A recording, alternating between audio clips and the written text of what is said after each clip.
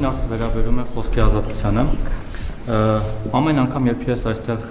ձեզ հարց եմ հնչեցնում, դրանից հետո ինձ տարբեր ընկերներ զանգում են եւ բարեկամաբար հորդորում են զգույշ լինել, որովհետեւ մի օր գլուխդ կուտեն, մի օր կձերբակալեն, չգիտեմ, պայծեստում մի բան կանեն քեզ հետ։ Ինչպես տեսնում եք, ես հիմա այստեղ եմ ողջ առողջ, ոչ ձեր կողքին, բայց ձեր առջև կանգնած։ Այս իմաստով, բայց սա դեռ չի այսքանով չի սահմանափակում ամեն ինչ, իհարկե ֆիզիկական բռնության չեմ ենթարկվել, բայց ենթարկվում եմ հոգեբանական եւ այլ տեսակի արշավանքների, ձեր հետևորդների, աջակիցների, թիմակիցների եւ թույլ տվեք ասել զոմբիների կողմից, այդպես շատ են ձևակերպում։ Նույնը տեղի ունենում նաեւ իդեպ Ռոբերտ Քոչյանի հետ կապված, երբ որ իր մասին մի թթու խոսք եմ ասում կամ հրապարակում, իր այսպես ասած զոմբիներն են հարձակում ին վրա եւ ինչպես ձերոնք են հայոյանքներ, սպառնալիքներ, սուր տեղեկություններ տարածում, այնպես էլ Քոչարյանի հետևորդները, աջակիցներն ու զոմբիները։ Եվ սա այն կոնտեքստում, երբ որ դուք կառավարությունը հռչակել է ծրագիր, որով պետք է ատելության խոսքի դեմ պայքարի, այսպես է պայքարում ատելության խոսքի դեմ, եւ միևնույն ժամանակ, օրինակ, հրապարակ թերթի խմբագիր ձեր նախկին գործընկերոջ մի 1 տարի առաջվա հրապարակման մեջ քննչական կոմիտեն չգիտես ինչու ինչ-որ սահմանադրական կարգի տապալման սպառնալիք էր տեսել, հետո որոշեց, որ պետք է կարճի։ Նույն ձև ձեր թիմակիցները խոսքի ազատության ճնշումների մեջ են ենթարկվում, 2 օր առաջ ես հրապարակել էի իմ լրատվամիջոցում, որ ՔՊ-ի ներքին խմբում չաթում, չգիտեմ դուք այդ չաթում կաք թե ոչ, Վահագն անունով մի կուսակցական հանդգնել էր դժգոհել Ռոմանոս Պետրոսյանից եւ նրա ղեկավարացիից, որովհետեւ ժամեր շարունակ բարբերաբար իրենք լույս չեն ունենում եւ նրան սաստել էր Էդգար Հակոբյան անունով պատգամավորը եւ ստիպած նա հրաժարվել էր դուրս էր եկել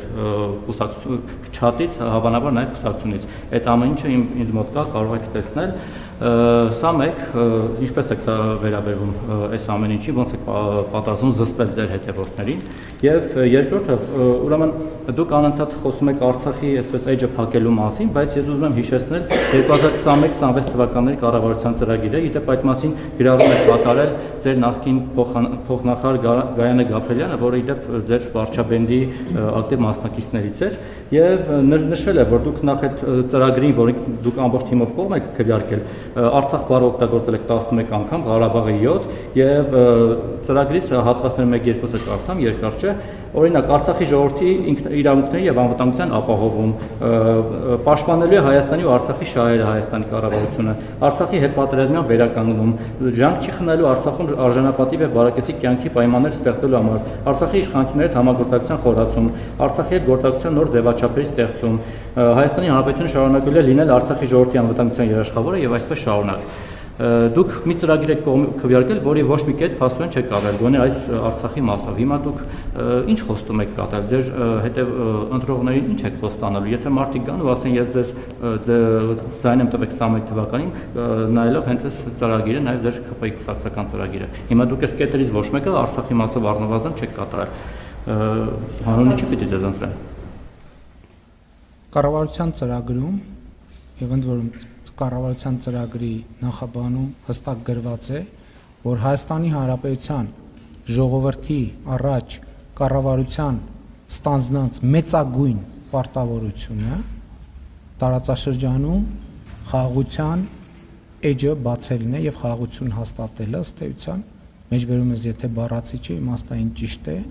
այսինքն մենք հստակ արձանագրել ենք եւ ես ձեր ասածին տասնյակ անգամներով անդրադարձել եմ, այդ թվում կուսակցության 7-րդ հերթական համաժողովում ունեցած ընդարձակ ելույթում, որ մենք մի նախընտրական ծրագրով մտել ենք ընտրական process, որը եղել է այո,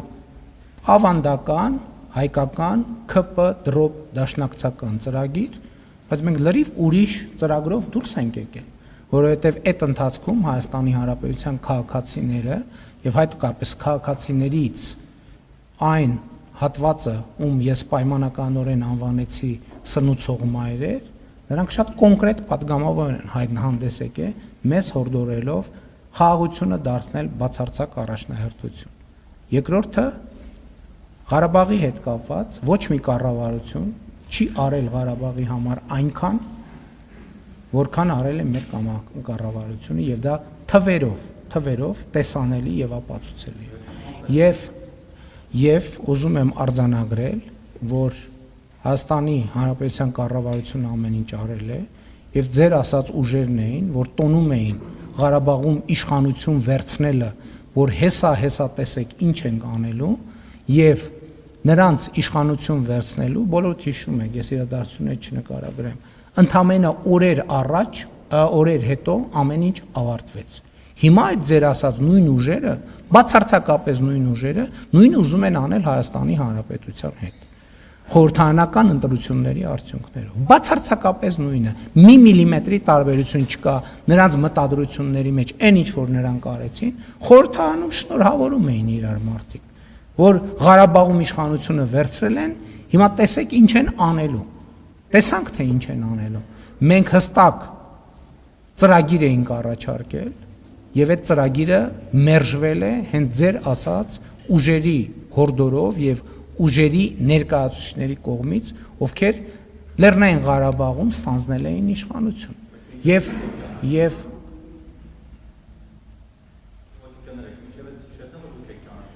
ուրեմն գիտեք ինչ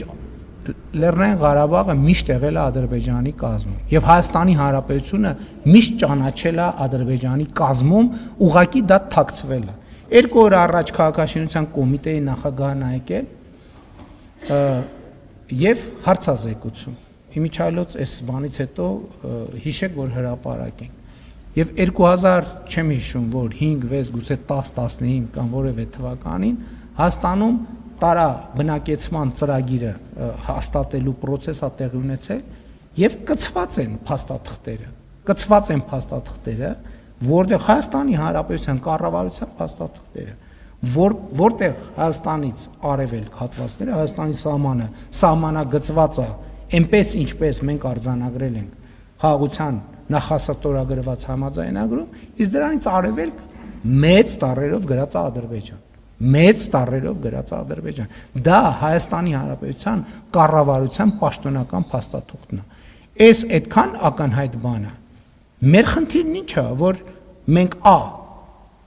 ըստ էության Հայաստանի Հանրապետության ժողովրդից եւ Ղարաբաղի ժողովրդից էլ թաքցվել է իրողությունը։ Ինչի է թաքցվել իրողությունը։ Ինչի է թաքցվել 1996 թվականի Լիսաբոնի գագաթաժողովի իրողությունը։ Հիմա էլ փաստաթղթերը ամբողջությամբ հրապարակված են։ Էլ չկա այդ վայ հրապարակեք փաստաթղթերը։ Հրապարակված են փաստաթղթերը, բայ ուր են այդ փաստաթղթերի, ինչու աղմուկ չկա այդ փաստաթղթերի մասին։ Չկա, որովհետև ամեն ինչ հրապարակված է։ Ամեն ինչ հրապարակված է եւ ամբողջ ճշմարտությունը դրված է ժողովրդի առաջ։ Բայց այդ ճշմարտությունը դեռ ունի զարգանալու տեղ, որ այդ պատմությունը ընդամենը եղել է հետեւյալը. Հայաստանի անկախ պետություն լինելը թույլ չտալը։ Եվ այդ process-ը ղեկավարել են Լևոն Տեր-Պետրոսյանը, հետո Ռոբերտ Քոչարյանը, հետո Սերժ Սարգսյանը, հիմա էլ նրանց հարակից Ռուսաստանա-բելարուսական օլիգարխներին են բերել, հասկանալով, որ իրենց քարտը մարված է, հիմա էլ Ռուսաստանա-բելարուսական օլիգարխներին են բերել։ Իմիջայլոց այդ որ ինչի այդ հանրային հաղորդակցություն ինչի տեղի չի ունենում։ Ես հիմա ուղիղ եթերում եւ տասնյակ բաներով, առիթներով, ես նույնիսկ մարդկանց հետ շփվում եմ ուղիղ եթերում։ Ինչի ով է զրկված ուղիղ եթերից։ Այդ որ մեկ էլ հիմի ասում են պրոբացիան պաշտոնապես հրապարակել է, որ կարող է Սամվել Կարապետյանը մտնել ուղիղ եթեր։ Կարող է թողը մտնի ուղիղ եթեր, ասի ինչ է ասում։ Այդ որ հարգելիս թող մտնեն ուղիղ եթեր։ Այդ որ մի հատ էլ բան են անում, ասում են ուժեղի եւ թույլի հարց են բանանում, բարձրացնում։ Այդ մի հատ հասկանանք, այդ իրանք այդ ինչով են ուժեղ, մենք ինչով ենք թույլ։ Եթե կարան իրանք 30 անգամ ասենք ձգվեն այդ օլիգարխները, թող ուղիղ եթերում 30 անգամ ձգվեն, ես չեմ կարա 30 անգամ ձգվեմ, անկեղծ ձեզ ասեմ։ Բայց ես կարամ 100 կիլոմետր հեծանիվ քշեմ։ Թողան իրանք թող ձգվեն, ես հեծանիվ քշեմ, ես հեծանիվ քշելուց եմ ուղիղ։ Կարան ձգվեն, թող ձգվեն։ Ուրիշ ինչից են ուժեղ։ Ուրիշ ինչից էր, ինտելեկտից են ուժեղ։ Թող մտնեն ուղիղ եթեր իրանց ինտելեկտը ցույց տան։ Թող մտնեն ուղիղ եթեր իրենց ինտելեկտը ցույց տան։ Թող իրենց ինտելեկտուալ կարողությունները ցույց տան, թող իրենց բառապաշարը ցույց տան։ Ես համոզված եմ, որ երկու օլիգարխներն է թույլիկ են եւ վերլուծական մտքով եւ բառապաշարով։ Եվ ես կարծում եմ, որ եթե դա որևէ մեկը ապացուցված չի համարում, դա շատ հեշտ է ապացուցել։ Իրանք ուժեղ են իրենց աշխատած փողերով, իրենց փողերը աշխատել են իրենց կոռուպցիոն պապաների միջոցով։ Իրանք թույլ են, որպես բիզնեսմեն, իրանք թույլիկ են ուղղակի։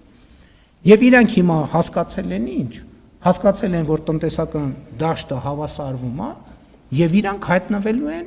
եւ հայտնվում են շարունակաբար այն կարգավիճակում, ինչ կարգավիճակում արժանի են։ Այդ մարդիկ իրանց փողերի մի հսկական մասը իրանց չի։ Օտար երկրյա կոռուպցիոն համակարգերինն է եւ իրանք ընդամենը կառավարիչներ են բավականին թույլ։ Այդ մարդիկ դուք հիշում եք բանի հանրահայտ Պրիգոժինի բանը կադրը Ռուսաստանի նախագահի առաջ Ռուսաստանի նախագահին ուտելիք մատուցել։ Այդ մարդիկ նույնիսկ առաջի դեմքերին չեն ուտելիք մատուցող։ Այդ մարդիկ երրորդ, չորրորդական կարգի դեմքերին ուտելիք մատուցողներ են եւ եկել են Հայաստանում ուզում են ներկայանան որպես ուժեղ, ինչից են ուժեղ։ Ինչից։ Կարդացած են, ինտելեկտուալ են։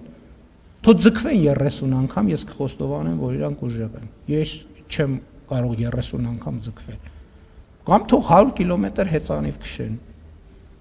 Կխոստովանեմ, որ ուժեղ են։